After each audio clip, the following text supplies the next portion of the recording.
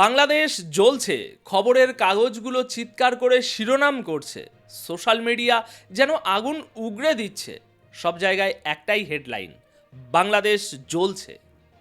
কিন্তু আসল প্রশ্নটা হলো, আমরা যা দেখছি বা আমাদের যা দেখানো হচ্ছে সেটাই কি সত্যি, নাকি এটা একটা পর্দা যার আড়ালে বিশ্বের কাছে খুব বড় কোনো রহস্য লুকিয়ে রাখা হচ্ছে?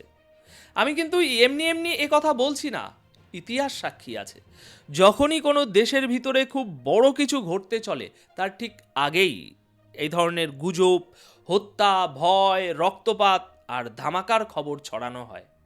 তাহলে কি বাংলাদেশের ভেতরেও বিশাল কিছু ঘটতে চলেছে, যা সাধারণ মানুষের থেকে লুকিয়ে রাখা হচ্ছে আপাতত? কি হতে চলেছে বাংলাদেশে? কেন গত কয়েকদিন ধরে পুরো বাংলাদেশ আবার আগুনে জ্বলছে?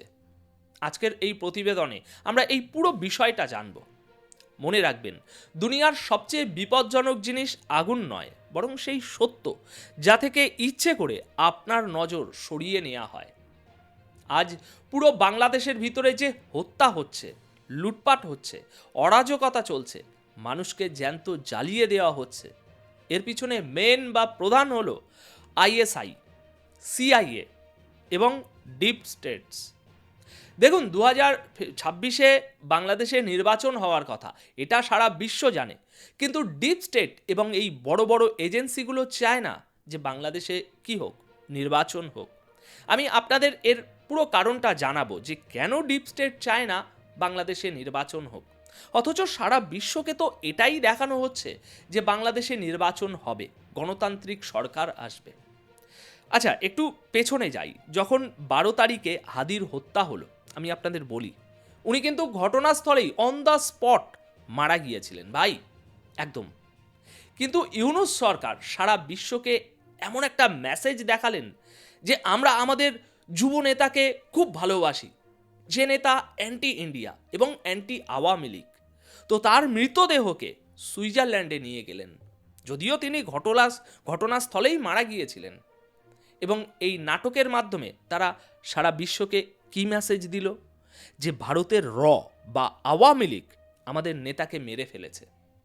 এর ফলে কি হলো? পুরো বাংলাদেশের ভিতরে একটা বিদ্রোহ হলো, যা আপনারা দেখেছেন। মানুষকে জ্যান্ত জ্বালিয়ে দেওয়া হলো, জায়গায় জায়গায় ভাঙচুর হলো। পুরো বাংলাদেশের ভিতরে এমন একটা পরিবেশ তৈরি হলো যে বাংলাদেশে নির্বাচন হওয়া খুব কঠিন।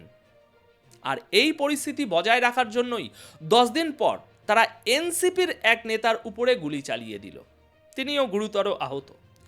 এবার এক মুহূর্তের জন্য একটু ভেবে দেখুন, সারা বিশ্ব জানে, এমনকি আওয়ামী লীগও জানে যে ফেব্রুয়ারিতে নির্বাচনের সম্ভাবনা আছে। তো এরকম পরিস্থিতিতে কেউ নিজের বিরোধীকে মারবে না ভাই, মারবে না। কারণ এর ফলে পুরো জনতা কি করবে? ঘৃণা করা শুরু করবে। তো এটা ছিল আইএসআই এর প্রথম গেম বা চাল, যে নিজেদেরই এক নেতাকে মেরে ফেলো, যাতে কি হয়, পুরো বাংলাদেশের জনগণ ঘৃণা করতে শুরু করে। কাদেরকে ঘৃণা করবে? আওয়ামী লীগকে এবং ভারতকে। এরা যত ভারতকে ঘৃণা করবে, আইএসআই কি করবে? এদের কাছে আসবে। মানুষ পাকিস্তানের উপরে ভরসা করবে। আর এরা চায় যে যে কোনো মূল্যে পুরো কন্ট্রোলটা কার কাছে থাকুক? ইউনূসের কাছে থাকুক। কারণ ইউনূস কি? ইউনূস হলেন একটা প্রক্সি ডিপ স্টেটের, অথবা সেই সব পশ্চিমা দেশের যারা চায় না এশিয়ার ভেতরে শান্তি থাকুক। আজ পুরো মিডল ইস্ট বা মধ্যপ্রাচ্যকে আপনারা দেখতে পাচ্ছেন। ইউক্রেন আর রাশিয়ার যুদ্ধ আপনারা দেখতে পাচ্ছেন। সিরিয়া শেষ হয়ে গেল, আপনারা দেখতে পাচ্ছেন। গাজা শেষ হয়ে গেল, আপনারা দেখতে পাচ্ছেন। এশিয়ার ভিতরে কিভাবে শ্রীলঙ্কা শেষ হয়ে গেল, কিভাবে নেপালের সরকার পড়ে গেল, কিভাবে বাংলাদেশের সরকার পড়ে গেল, যাতে পুরো এশিয়ার ভিতরে একটা যুদ্ধের পরিবেশ থাকে। দেখুন, বাংলাদেশে 4টি বড় পার্টি। এই 4টির মধ্যে সবচেয়ে বড় 2টি পার্টি কোনটা? আওয়ামী লীগ আর বিএনপি। বাংলাদেশের 35% জনতা আওয়ামী লীগকে পছন্দ করে, আর 30-35% জনতা বিএনপিকেই পছন্দ করে। আমার অনুমান অনুযায়ী, যতটা আমি বুঝেছি, কম বেশি একটু এদিক ওদিক হতে পারে, কিন্তু মোটের উপরে কথা পার্সেন্টেজ এটাই। কিন্তু আইএসআই কি করলো, বা ডিপ স্টেট কি করে দিল? প্রথমে শেখ হাসিনার পার্টির ওপর তো নিষেধাজ্ঞা লাগিয়ে দিল, এখন শেখ হাসিনা নির্বাচন লড়তেই পারবে না, সুতরাং বিএনপি সরকারে চলে আসবে। যদি ফেব্রুয়ারিতে নির্বাচন হয় তবে বিএনপি সরকারে আসবে। আর এখানেই ডিপ স্টেটের প্রপাগ্যান্ডা। তারা চায় না যে বিএনপি নির্বাচনে জিতুক। যদিও ডিপ স্টেট এটা দেখানোর চেষ্টা করে যে তারা বিএনপির সাথে আছে, কিন্তু আইএসআই এবং ডিপ স্টেট জানে যদি বিএনপি আসে তবে ভারতের সাথে কি হবে, ভালো সম্পর্ক হতে পারে, কারণ গণতান্ত্রিক সরকার আসবে।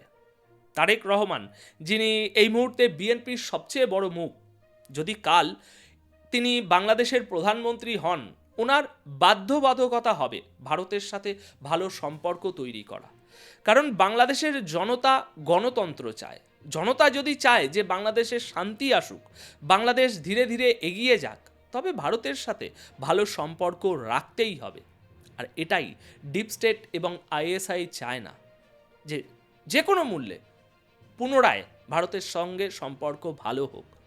কারণ আইএসআই এবং ডিপ স্টেটের প্রধান লক্ষ্য কি, তাদের উদ্দেশ্য কি, আমি আপনাদের বোঝানোর চেষ্টা করছি। দেখুন, আইএসআইয়ের যদি পুরো কন্ট্রোল বাংলাদেশে হয়ে যায় তবে এরা উত্তর পূর্ব ভারতকেও ডিস্টার্ব করার চেষ্টা করবে। একদিকে এরা জম্মু কাশ্মীরকে ডিস্টার্ব করবে, তারপর এরা নর্থ ইস্টকেও ডিস্টার্ব করবে, যাতে ভারতকে দুই দিক থেকে কি করা যায়, ডিস্টার্ব করা যায়। এজন্য পুরো বাংলাদেশকে কি করা, কন্ট্রোল করা। আর যদি এখন আবার বাংলাদেশে গণতন্ত্র চলে আসে তবে এদের পুরো পরিশ্রম খারাপ হয়ে যাবে। তো এরা কি করলো, ঠিক নির্বাচনের আগে নিজেদেরই দুই নেতার উপরে গুলি চালালো, নিজেদের এক বড় নেতাকে মেরে ফেললো, যাতে এমন একটা বিশৃঙ্খল পরিবেশ তৈরি করা যায় যাতে বাংলাদেশে নির্বাচনই না হয়। যদি বাংলাদেশে নির্বাচন না হয় তবে পুরো কন্ট্রোল কার কাছে থাকবে, ইউনূস সরকারের কাছে থাকবে।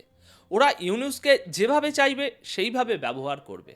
আর এমন নয় যে এতে শুধু ইউনূস খানই আছেন, আমি আপনাদের বড় বড় নেতার নাম বলছি যারা ডিপ স্টেটের কি এক একটা মহড়া, যারা পুরো ডিপ স্টেট বা সিআইয়ের ইশারায় কাজ করে।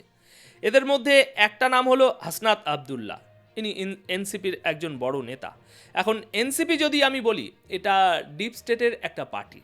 যখন শেখ হাসিনার পতন হলো তখন ডিপ স্টেট জানতো যে নিজেদের একটা নিজস্ব পার্টি বাংলাদেশের ভিতরে তৈরি করতে হবে, যা বাংলাদেশের ভেতর ধীরে ধীরে ধীরে ধীরে উঠে আসবে। এই এনসিপি তাদের মধ্যে একটি, যাকে সিআইএ এবং ডিপ স্টেট বাংলাদেশে বানিয়েছে। এখন 2026-এ যদি বাংলাদেশে প্রধানমন্ত্রীর জন্য সবচেয়ে শক্তিশালী চেহারা কেউ থাকে তবে তিনি হলেন তারেক রহমান। এখন পুরো ডিপ স্টেট জানে যে নির্বাচন হবে। এখন এমন তো নয় যে ভাই আগে এরা আওয়ামী লীগকে নিষেধাজ্ঞা লাগিয়ে বার করে দিয়েছে, এখন এরা বিএনপিকেও নিষেধাজ্ঞা লাগিয়ে দেবে, এটা পসিবল নয়। ডিপ স্টেট এবং সিআইএ এটা অবশ্যই দেখাচ্ছে যে আমরা বিএনপির সাথে আছি, কিন্তু এরা গণতন্ত্র চায় না। এরা কি চায়, যে যে কোনোভাবে জামাত সরকারে আসুক। যদি জামাত সরকারে আসে তবে পুরো বাংলাদেশকে এই লোকেরা কন্ট্রোল করবে। আমি আপনাদের এটাই বলছি যে আগামী সময়ে বাংলাদেশের পরিবেশ ধীরে ধীরে আরও খারাপ হবে। কেন? কারণ যে কোনো মূল্যে ফেব্রুয়ারিতে নির্বাচন হতে দেওয়া যাবে না।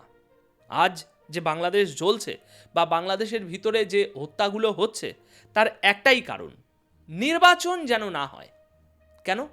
কারণ বাংলাদেশের ভিতরে গণতন্ত্র থাকা উচিত নয়। যদি বাংলাদেশের ভিতরে গণতন্ত্র থাকে তবে পুনরায় কি হবে, ভারতের সাথে ভালো সম্পর্ক তৈরি হবে। ভারতের সাথে সম্পর্ক হওয়া উচিত নয়, কারণ ভারতের সাথে সম্পর্ক তৈরি হলে পাকিস্তানের মনোবাসনা, পাকিস্তান যেটা করতে চাইছে ভারতের বিরুদ্ধে বাংলাদেশকে নিয়ে চায়নার কথায়, সেটা কোনোদিনই পূরণ হবে না। এখন আশা করি এই পুরো গল্পটা খুব সহজ সরলভাবে আপনাদের সামনে উপস্থাপন করতে পেরেছি। এখন সবশেষে দর্শক, আপনাদের কাছে জানতে চাই এই বিশ্লেষণ সম্বন্ধে এত সময় আমরা যা আলোচনা করলাম, আপনি কি একমত সেই আলোচনার সাথে, নাকি আপনি ভিন্ন কোনো ধারণা পোষণ করেন? আপনার মতামত অবশ্যই কমেন্ট বক্সে জানাবেন। ধন্যবাদ আপনাদের সকলকে।